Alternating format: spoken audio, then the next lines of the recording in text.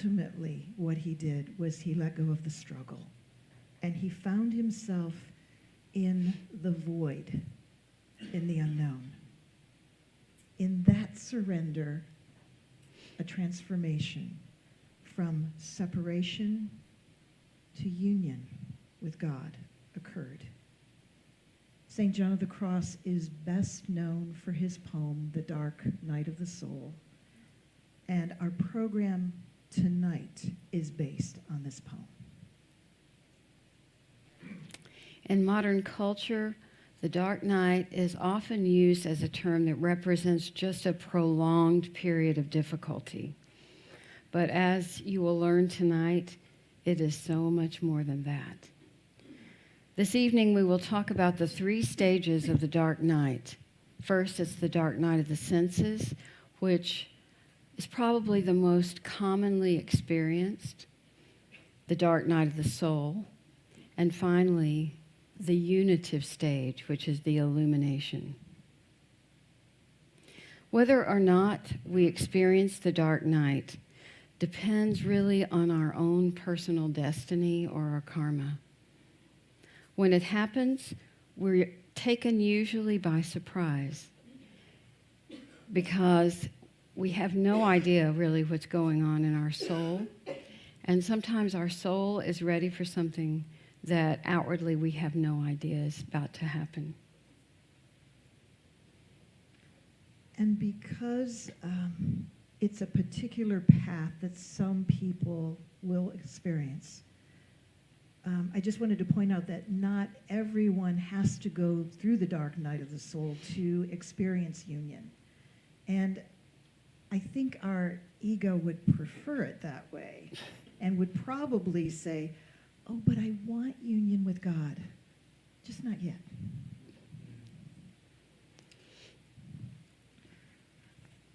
What you'll notice is that the dark night can share some of the characteristics of what we may know as depression. However, there are distinct differences.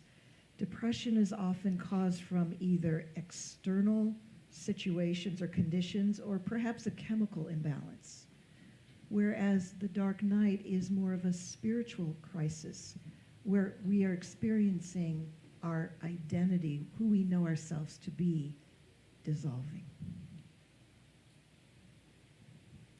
Ram Dass says, in most of our human relationships, we spend most of our time reassuring one another that our costumes of identity are on straight. Walking the path of the dark night is an initiation. It's one that's given to us. We don't ask for it. It's a radical turning point in our lives. Our sense of being a separate self, separate from God, dissolves during this process in order to know our union in God. It's important to understand that the dark night is not a problem that needs a solution. When we understand this, we can embrace it with courage and strength and hopefully with a sense of humor. Because there is a season for everything under the sun, even when we can't see the sun. So initially, most of us turn to God for comfort and consolation, don't we? And then, especially when we're feeling maybe a little fearful or a little bit insecure, we're in times of trouble. And sometimes we might even use our spirituality to escape some of the troublesome things we see in the world. But regardless of the reason, because of our desire to draw closer, we begin to feel the pull of spirit. In the beginning, we're carried along with the excitement. I would call this the honeymoon phase. How many of you know what I'm talking about? Oh, yeah. It's a new kind of love, and we're just full of excitement and joy and delight. And the delight is that we feel like we're being moved along very quickly. And it feels right, and it feels like we're being led along this path. And that's all good, except one day, for no reason that we can really understand, after things have been going great for a long time, the tide seems to start to change. We start to feel disillusioned, kind of like the rug is being pulled out from underneath us. That honeymoon phase that Gail talked about is starting to wear off. That which came so easily before now is starting to demand more effort. I'm already noticing a lot of nodding heads. Mm. And we find when this is happening, our need to slow down. And what seems to be required is that we need to spend more time in our own quiet company. And we also might find we turn to our spiritual practice in order to hold on to the connection that we have. But sometimes even that doesn't work, because our will and our ego will no longer take us where we want to go. As difficult as that is, sometimes we even begin to feel like we don't fit in our spiritual community anymore. We feel like we're being pushed to the outside edges of what we've known. And I think the thing that can keep us in this dark night the longest is that we start to doubt ourselves and wonder what we've done wrong. We wonder where we took a wrong turn. It's almost like we're caught in between. We can't quite go back to our old way of doing things or even our old beliefs. And it's like trudging through a new and maybe desolate land, unsure of our bearings, alone. Carl Jung says, one does not become enlightened by imagining figures of light, but by making the darkness conscious. So try to have compassion for yourself if you find yourself in this situation, and let it shape you and cradle you and finally open you.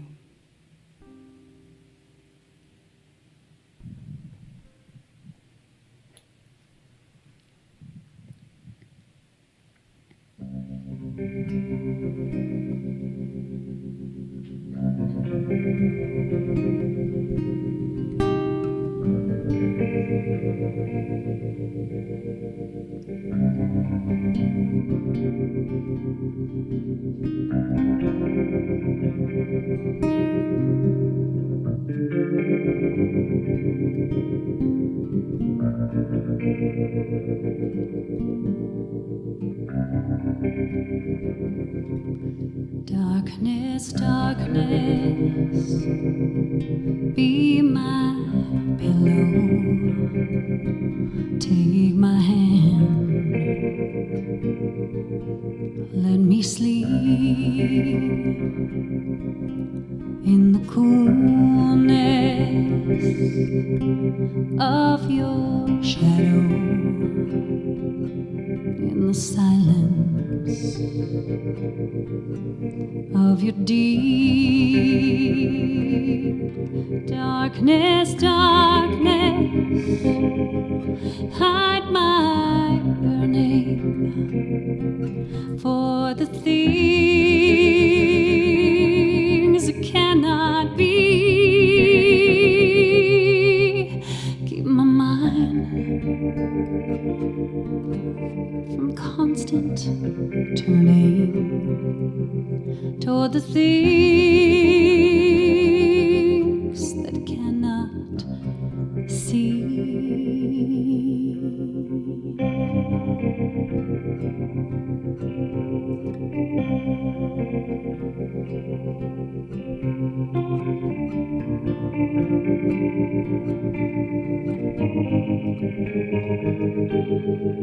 Darkness, darkness, long and lonesome, with the day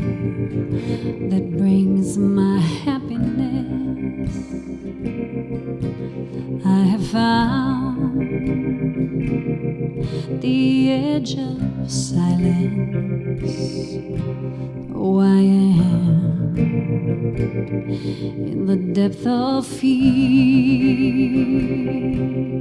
Darkness, darkness, be my blanket, cover me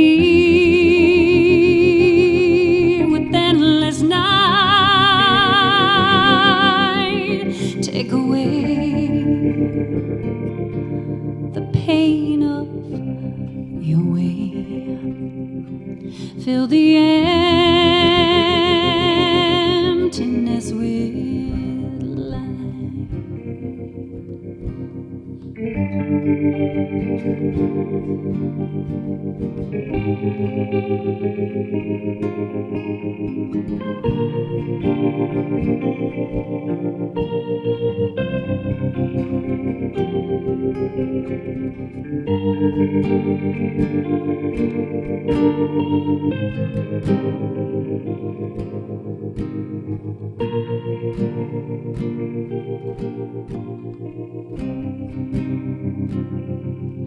Darkness, darkness, hide my name for the things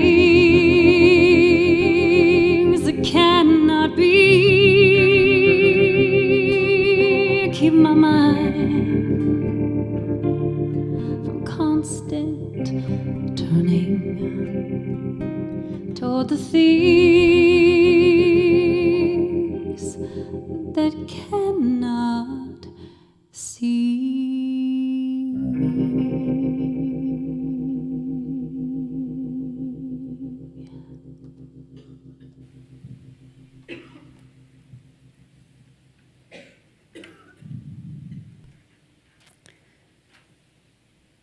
Don't surrender your loneliness so quickly. Let it cut more deep. Let it ferment and season you as few human or even divine ingredients can. Something in my heart tonight has made my eyes so soft, my voice so tender, and my need of God so absolutely clear. Hafiz.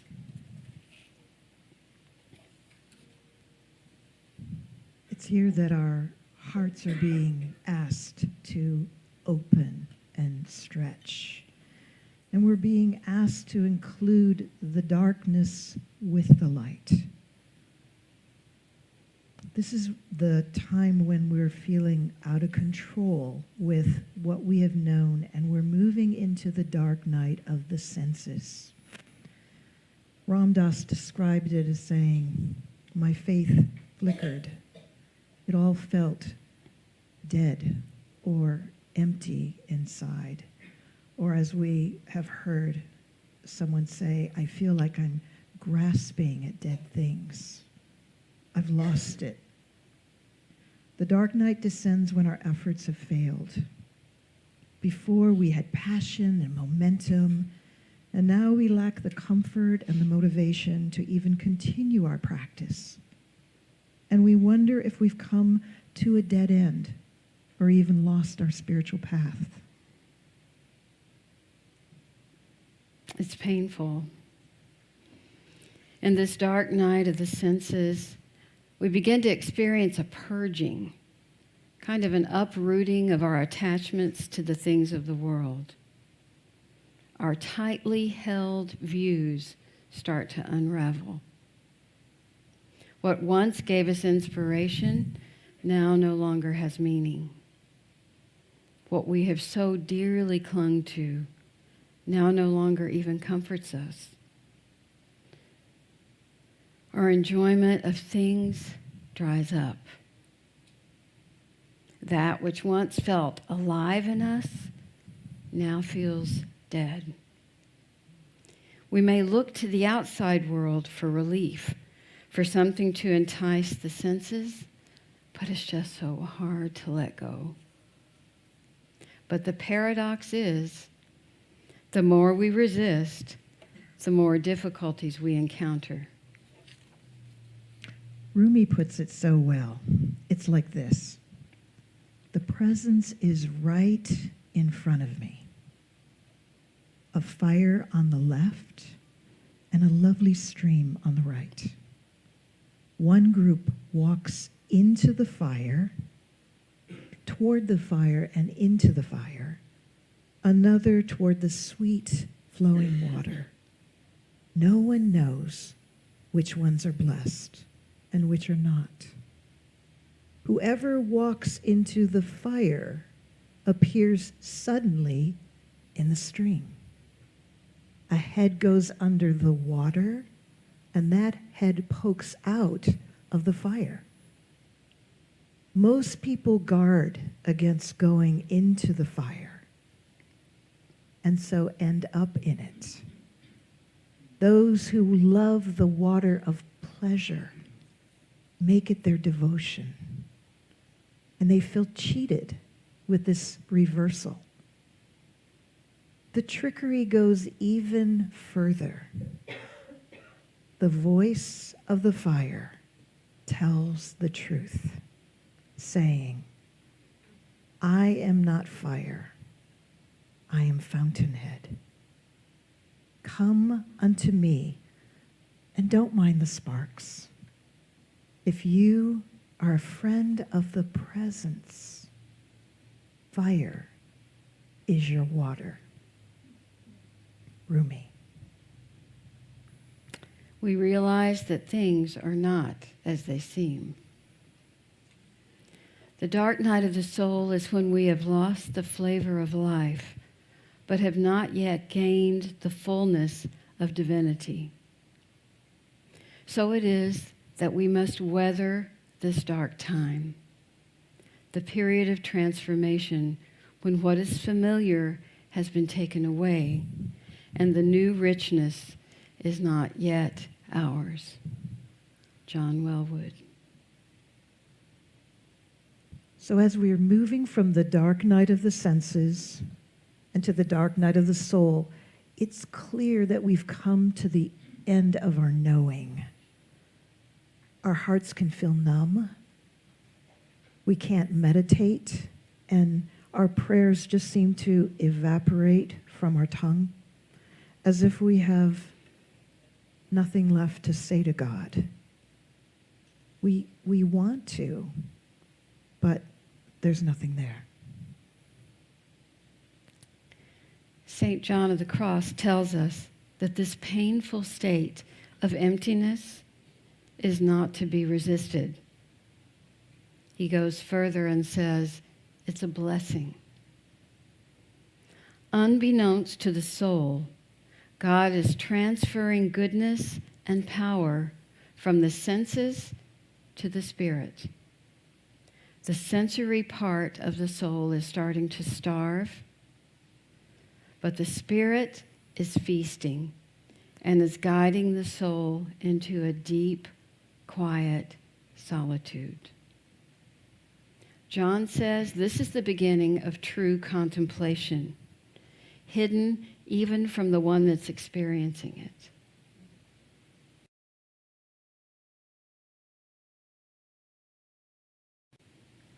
And we don't yet understand the great mysteries hidden inside us. So the need to pull away is getting stronger while our urge to accomplish any task grows weaker. Patience and perseverance are so important at this stage, because now all we can do is surrender. It's time to get out of the way, knowing that work is being done in you. The longing for intellectual knowledge is gone, but the love for the living Spirit is growing stronger. God is asking us to grow up. So don't stand in the way of what life is wanting to clear for you. Just allow it and trust this amazing process that is happening. And again, it's important to remember that God is at work in you. So relax. All is well, even if you may not be feeling it. Letting go of control, life will flow through you and take you where you need to go. It takes a radical trust, but the heart knows its destination. What wildness in the solitude of my heart's deep waters. Dark waters of longing and dying and dreaming rock my small, fearful heart until I loosen my grip from the shore of understanding and sail smoothly, silently through the ocean of my unknowing until I tumble deeply into the sense of the eternal. And all the many despairs loosen into the very heart of unknowing, where I rest and rock and drink with silent, untamed things and am sated. Bonnie Rowland. It's a kind of dark beauty where you don't turn from the pain, but you turn and rest in it. Thomas Moore. There's an initiation that happens when we're willing to lean in and come from true humility. Be willing to stay in that fire. And when you're in humility, when you're truly humble, it feels like such a natural state. You're not defending against anything. You're not opposing anything. You're humble and open. Rumi says, "Didn't I tell you? Don't leave me, for I am your most intimate friend. I am the spring of eternal life. Even if you leave in anger for thousands of years, in the end, you will discover it is me who is the culmination of your dreams. Didn't I tell you not to be seduced by this colorful world? For I am the ultimate painter. Didn't I tell you I am the ocean and you're a fish? So don't go to dry land. For I am the deep sea. Didn't I tell you not to fall into the net like a bird? For I am your wings. I am also the wind that keeps you in flight. Didn't I tell you not to change your mind, not to let them change you and turn you to ice? For I am your heartbeat and the life in your breath. Didn't I tell you they'll corrupt you and make you forget that it's me who is the source of your happiness? Didn't I tell you your heart will guide you home because it knows I am you?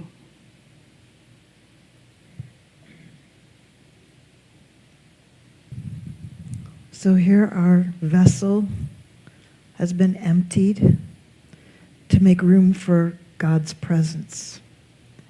The feelings of emptiness now are seen for the purpose that they served.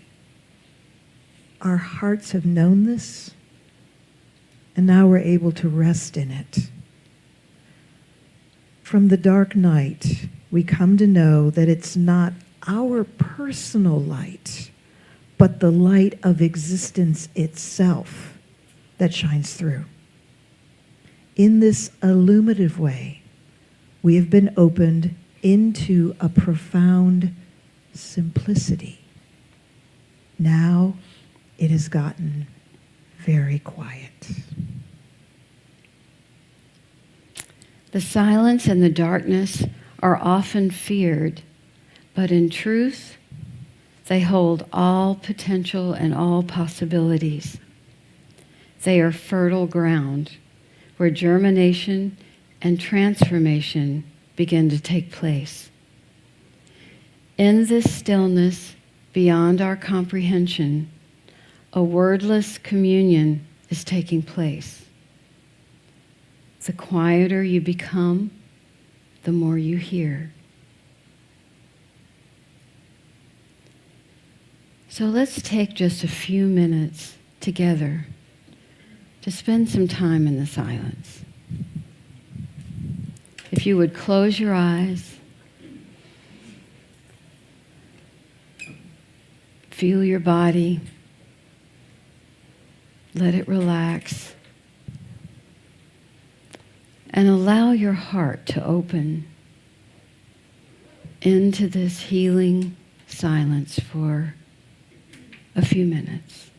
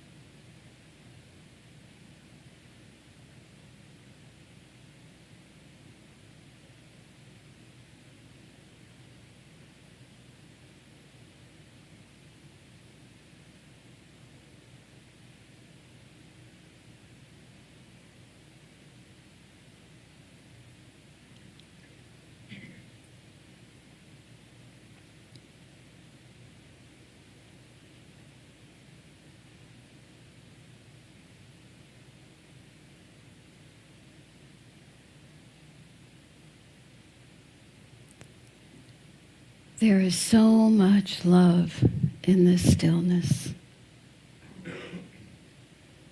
When we have the courage and the trust to surrender our minds and our egos to the unknown, we find that there is support everywhere.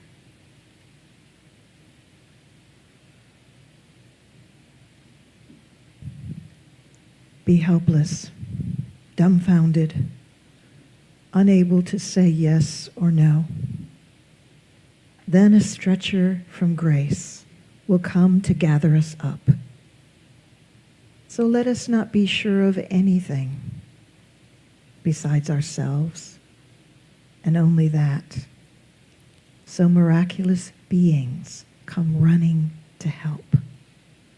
Crazed, lying in a zero circle, mute, we shall be saying finally, with tremendous eloquence, lead us.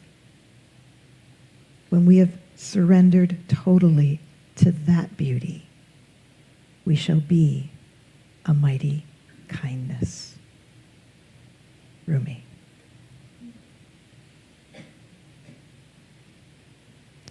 When the serpents of vanity, greed, and self-importance have fallen away, when you have finally grown quiet and still, when you have forgiven yourself for missing the mark again and again, the door to the inner sanctum begins to open.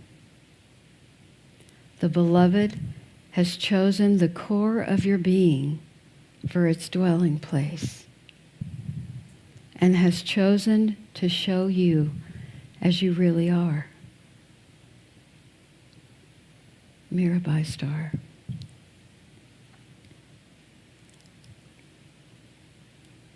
So in closing, we'd like you to now hear St. John's poem, The Dark Night of the Soul.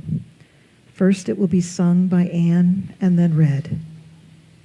Keep in mind that it is an intimate and highly symbolic and romantic poem of the soul's journey moving from darkness into the final union with God. It is portrayed as a relationship between the soul, which is the lover, and the beloved, God.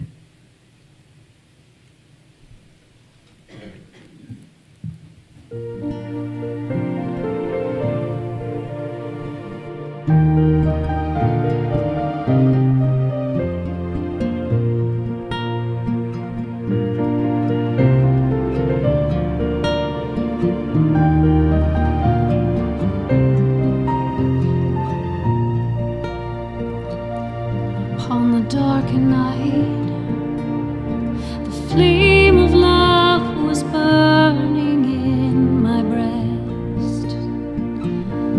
By the lantern bright, I fled my house while all in quiet rest. Shrouded by the night and by the secret stair, I quickly fled. The veil concealed my eyes, while all within lay quiet as the dead. Oh, night there was my guide, oh, night more loving than the rising sun, oh, night that joined the lover to the beloved one, transforming each of them into the other. Upon that misty night, in secrecy beyond such mortal sight, without a guide or light, that which burns so deeply in my heart, the fire 'twas led on and shone more bright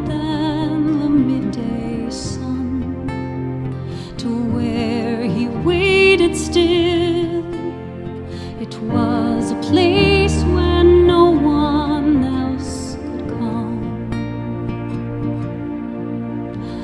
Oh, night, there was my guide. Oh, night, more loving than the rising sun. Oh, night, that joined the lover to the beloved one, transforming each of them into the other.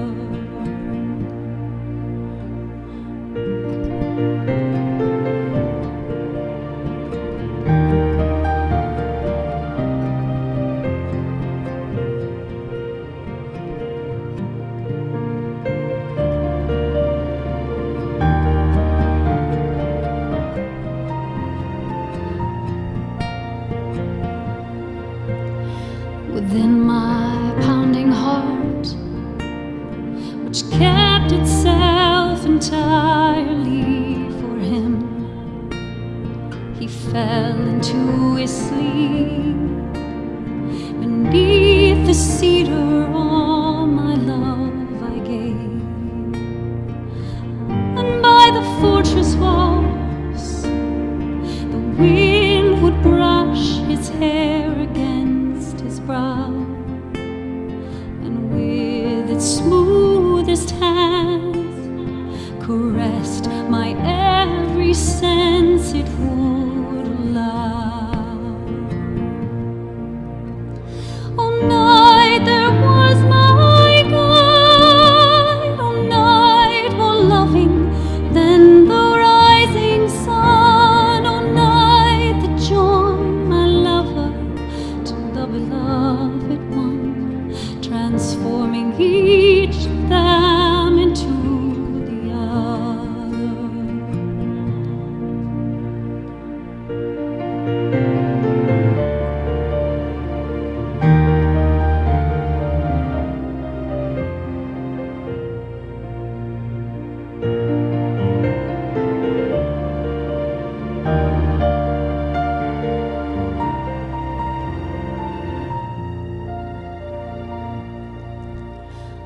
I lost myself to him and laid my face upon my lover's breast, and care and grief grew dim, and in the morning mist became the light. There they dimmed amongst the lilies fair. There they dimmed amongst the lilies fair. There they dimmed amongst the lilies fair.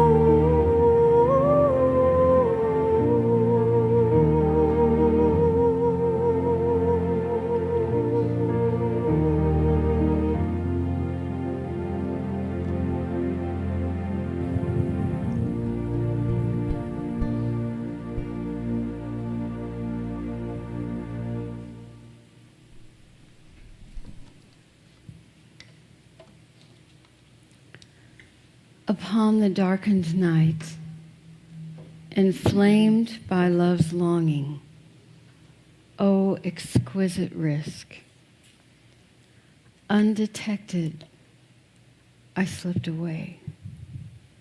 My house at last grown still, and by the secret stairs I quickly fled, concealed by the darkness, while all within lay quiet as the dead.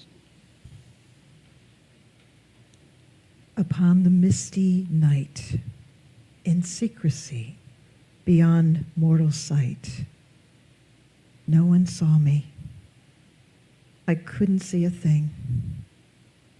No other guide, no other light than the one burning in my heart.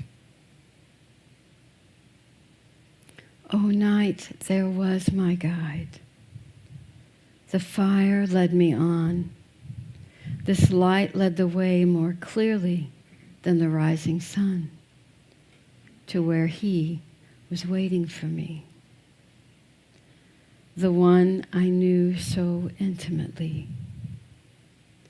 in a place where no one could find us, where no one else could come.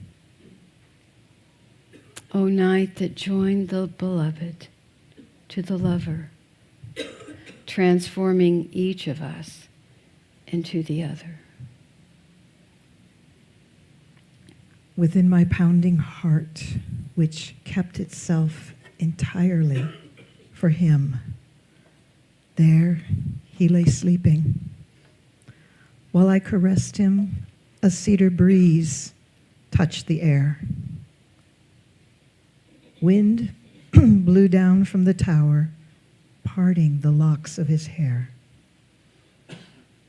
With his gentle hand, he wounded my neck, and all my senses were suspended. I lost myself, forgot myself. I lay my face against the beloved's face. Everything fell away, and I left myself behind, leaving my cares forgotten among the lilies.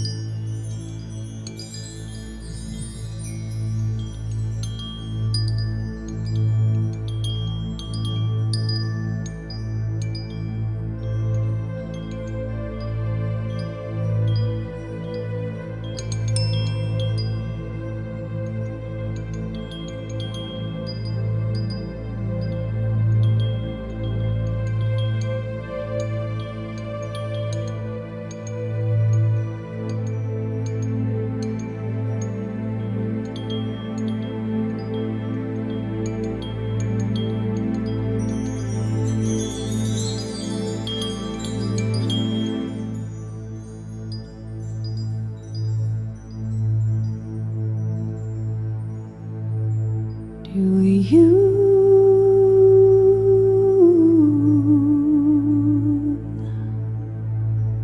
hear me calling you?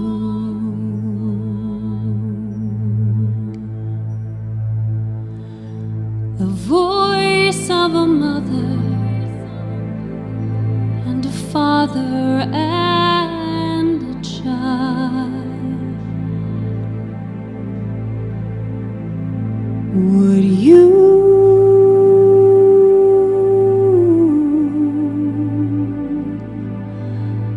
recognize the truth? Do you feel the love that's falling from my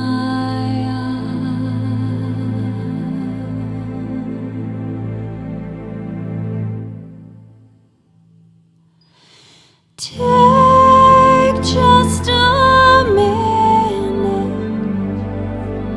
come and rest here by my side. Let me tell you your own story. Let me walk you through your lives. Only a takes to realize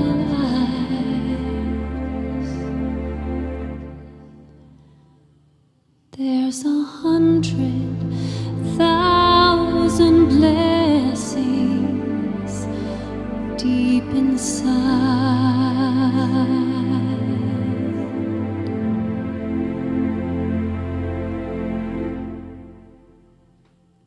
There's 100,000 blessings deep inside.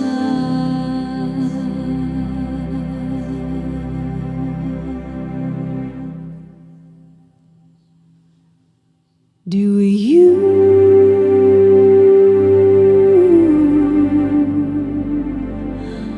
hear me talk to you?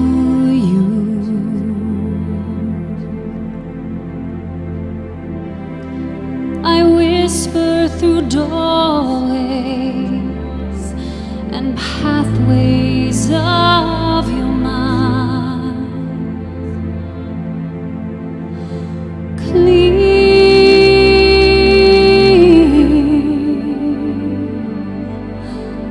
like the morning dew.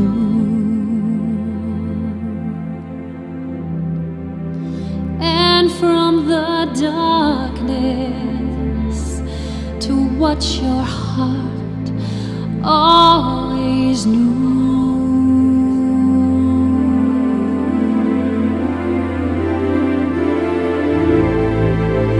Take just 1 minute, come and rest here by my side. Let me tell you your own story. Let me walk you through your lives. Only a second, it's all it takes to realize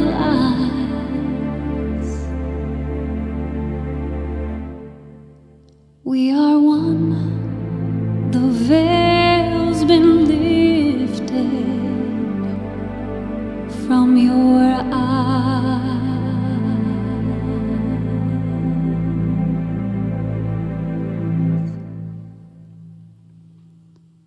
We are one. The veil's been lifted here tonight.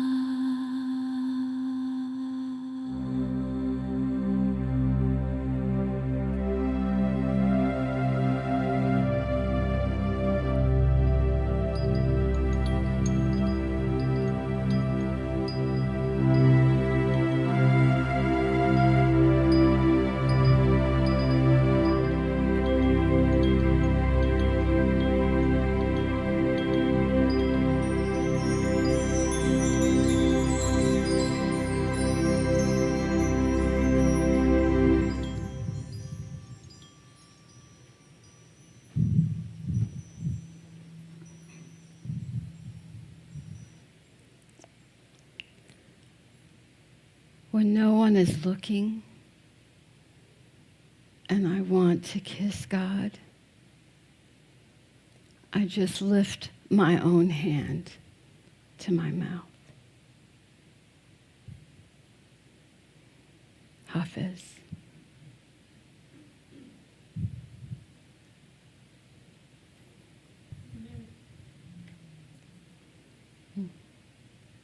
So we really want to thank you first for coming out tonight and just opening your hearts, and there's so much love in this room, and we just really want to thank you, each and every one of you, for your presence here. Especially want to give thanks to Paula and Anne and Ira. You have let us twist and turn words and songs and give you so much challenges to have all these new songs to learn, and you're just so willing and We're just so blessed because you make this so powerful. And when we thought our hearts couldn't be opened any wider, your music does that. So thank you. And I want to thank you, Gail, too. for- Aw. We love each other.